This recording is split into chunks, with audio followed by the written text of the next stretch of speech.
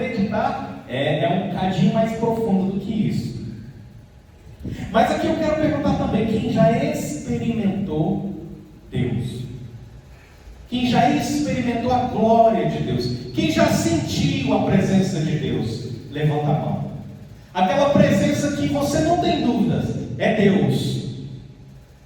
A maioria, graças ao bom Jesus, Ele já se derramou e já se apresentou à maioria.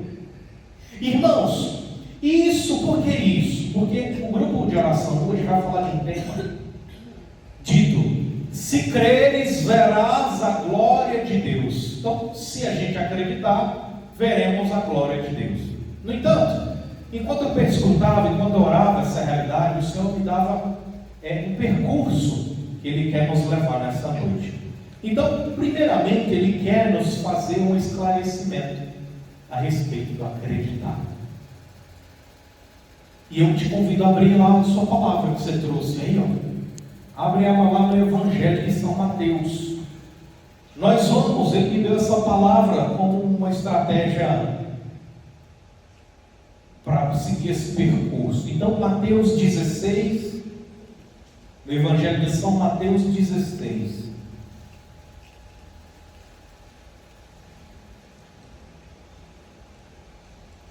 Mateus 16.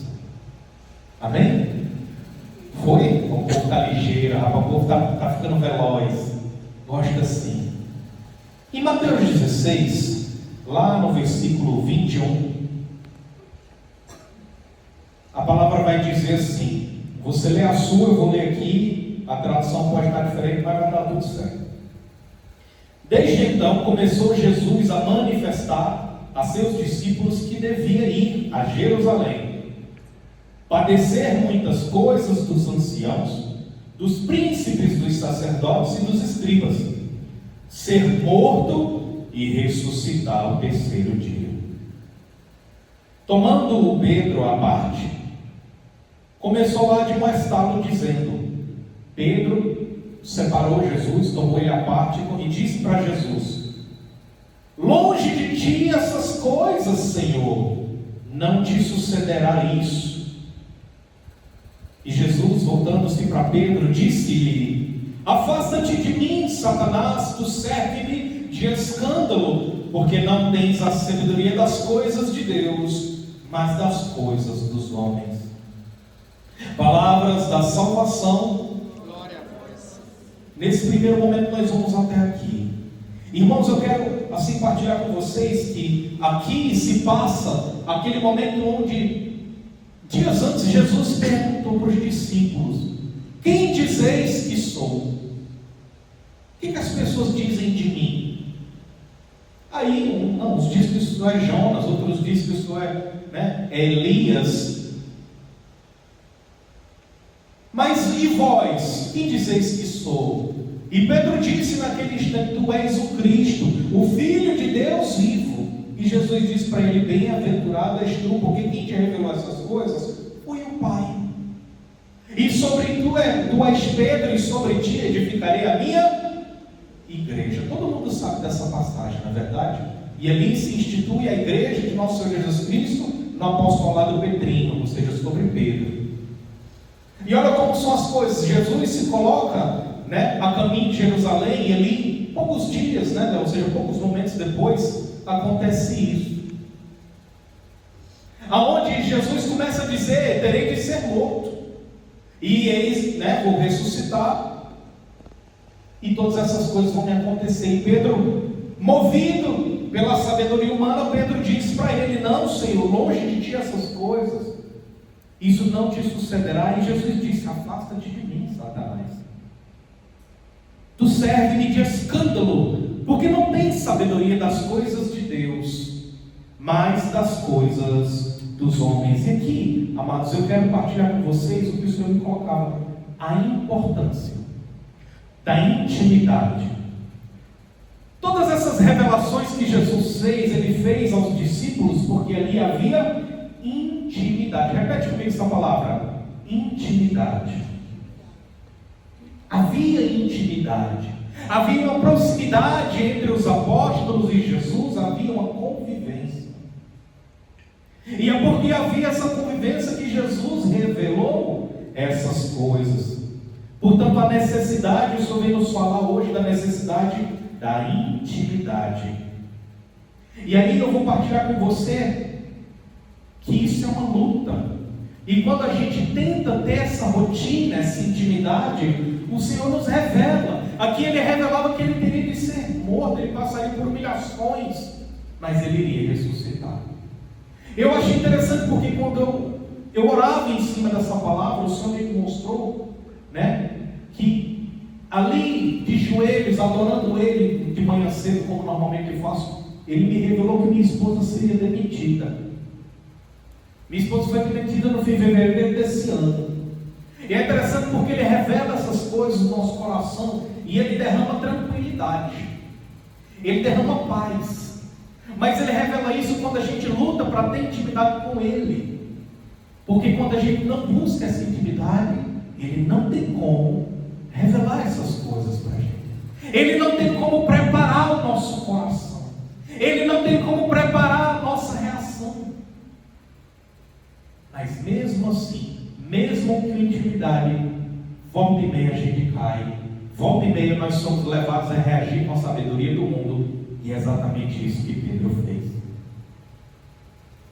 Pedro tinha um amor muito grande por Cristo. E ali ele foi e levou-se pela sabedoria humana e disse: não te acontecerão essas coisas. Mas tinha de acontecer isso com o Senhor ou não tinha, pessoal? Jesus tinha de ser crucificado, sim ou não? Porque se Ele não fosse, nós seríamos redimidos? Não. Então, as coisas que precisam acontecer, Ele sabe. E Ele sabe o momento de todas as coisas. Muito bem. Então, a pergunta nesse momento que o Senhor nos quer fazer, a mim e a você: como está a nossa intimidade com o Senhor? A gente tem tentado, a gente tem lutado ter essa intimidade todos os dias de nossas vidas? Não precisa você verbalizar, é só uma pergunta que Ele nos faz. Então, mas Pedro foi humilde. E aqui a gente vai ver a intimidade como um elemento estruturante. A gente vai ver a humildade como um elemento estruturante. Porque, amados, nós vamos cair. Não é porque a gente se dispôs a seguir o Senhor que a gente vira santo. Não. A santidade é um percurso. A santidade é uma luta diária, é um caminho, é uma via crucis. E às vezes nós vamos cair. Mas quando a gente é humilde, a gente retorna. Quando a gente é humilde, a gente levanta de novo e busca quem? Ele mesmo. Porque nós entendemos que nós temos uma dependência dele. E aí, nós vamos continuar aqui a partir do 24, pega a sua palavra aí. E aí Jesus continua e disse aos seus discípulos: se alguém quer vir atrás de mim, negue-se a si mesmo, tome a sua cruz e siga-me. Porque quem quiser salvar a sua vida, perdê-la-á. E quem perder a sua vida por amor de mim, achá-la-á. Pois, que aproveitará o homem ganhar todo mundo, se vier a perder a sua alma? Ou, que dará o homem em troca de sua alma? Porque o Filho do Homem há de vir na sua glória, na glória de seu Pai com os seus anjos. E então dará a cada um segundo as suas obras. Palavras da salvação. Eu vou repetir esse último trecho, os primeiros e os últimos. Se alguém quer vir atrás de mim, negue-se a si mesmo, tome a sua cruz e siga-me. E ao final ele vai dizer: o Senhor há de vir na glória de seu Pai, e então dará a cada um segundo as suas obras. Repete comigo: Jesus vai me dar conforme as minhas obras. Então, se nós estamos plantando cenoura, nós vamos colher? É óbvio. Você está falando obviedades, Daniel. Irmãos, às vezes a gente tem que falar óbvio. Porque se a gente está semeando distância de Jesus, se a gente está semeando indiferença, se a gente está semeando incredulidade, se a gente está semeando uma caminhada morna, a gente vai colher o quê?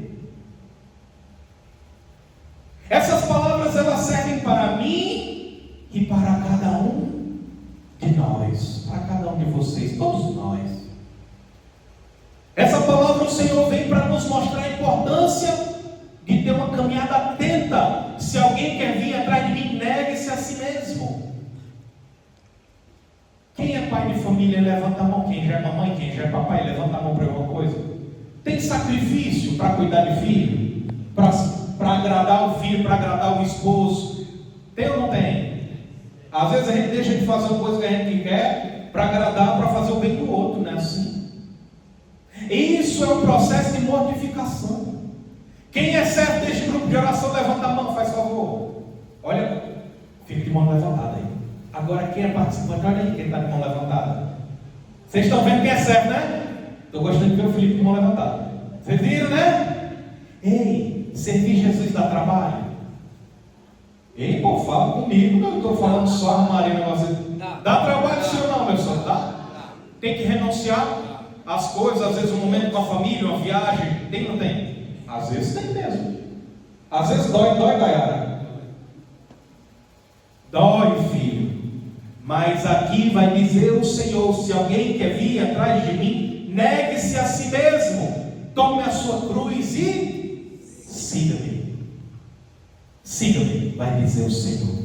Então, amados, a necessidade aqui de uma mortificação pessoal, a necessidade de nós entendermos de vez por todas que servir a Cristo, que seguir a Cristo, vai demandar de nós uma mortificação.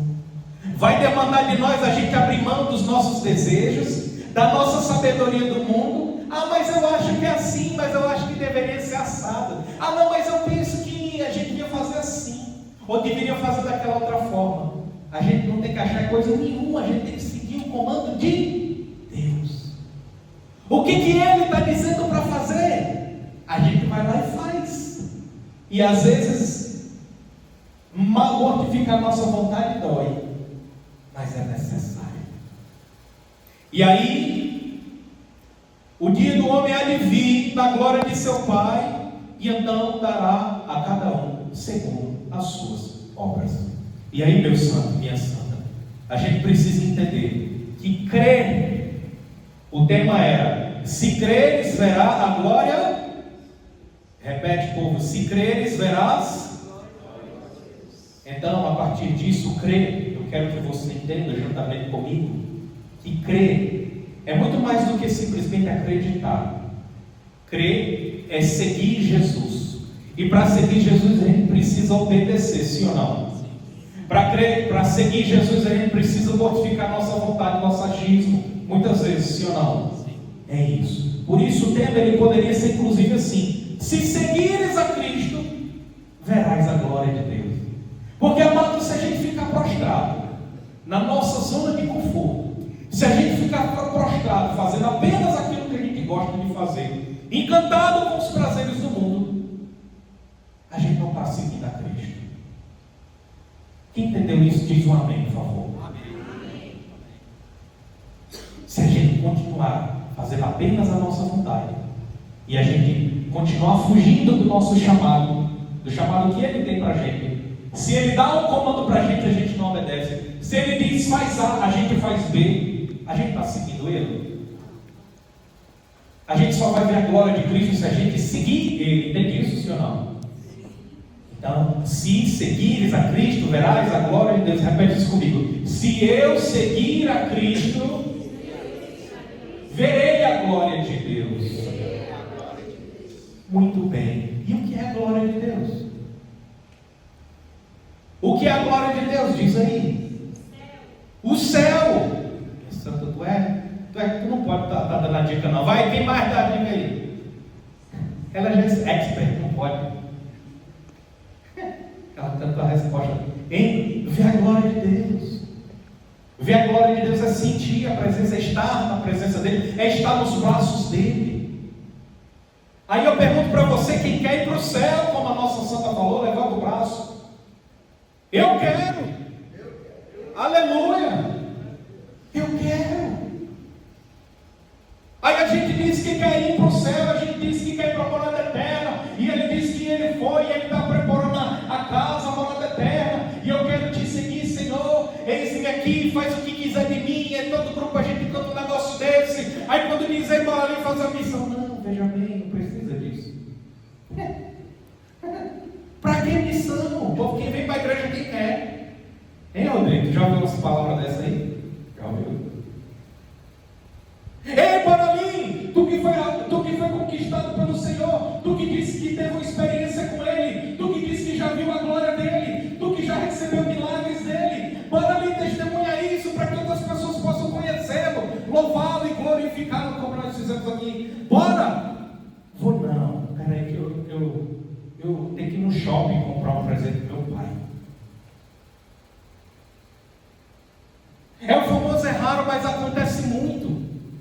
Infelizmente, na prática a gente diz que ama o Senhor, na prática a gente diz que vai segui-lo, mas é tão fácil a gente arranjar desculpa para não ir. É tão fácil a gente priorizar outras coisas, irmãos. E aí onde é que entra a parte do renunciar? Aonde entra a parte do mortificar-se?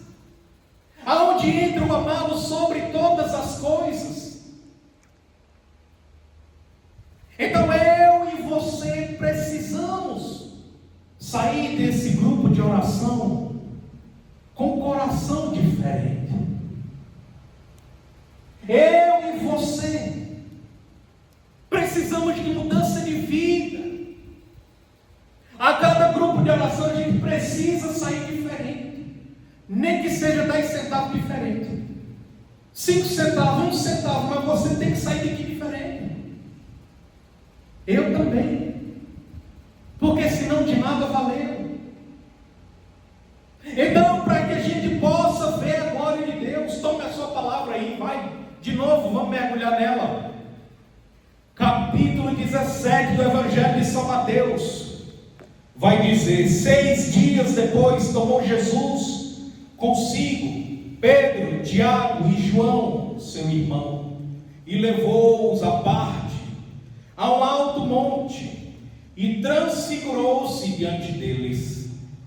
O seu rosto ficou refulgente como o sol, e as suas vestes tornaram-se alvas como a luz.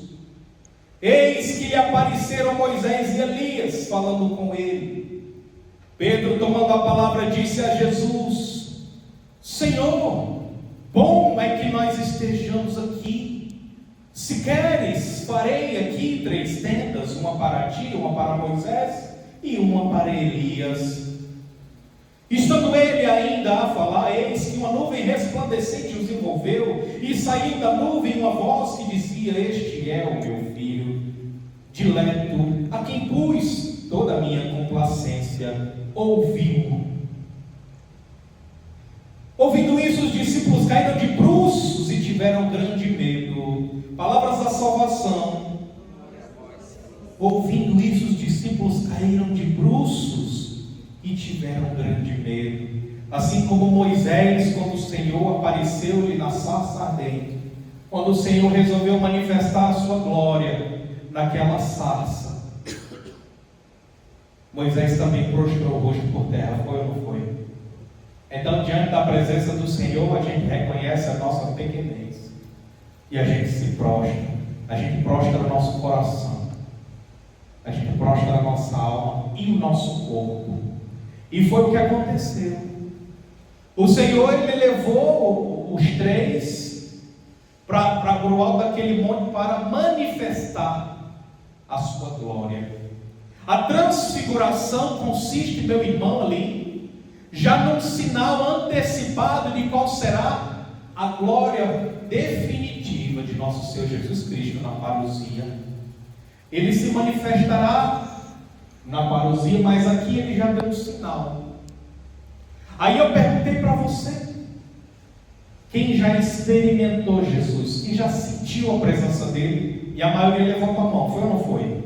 Então você sentiu uma forte presença, foi ou não foi assim?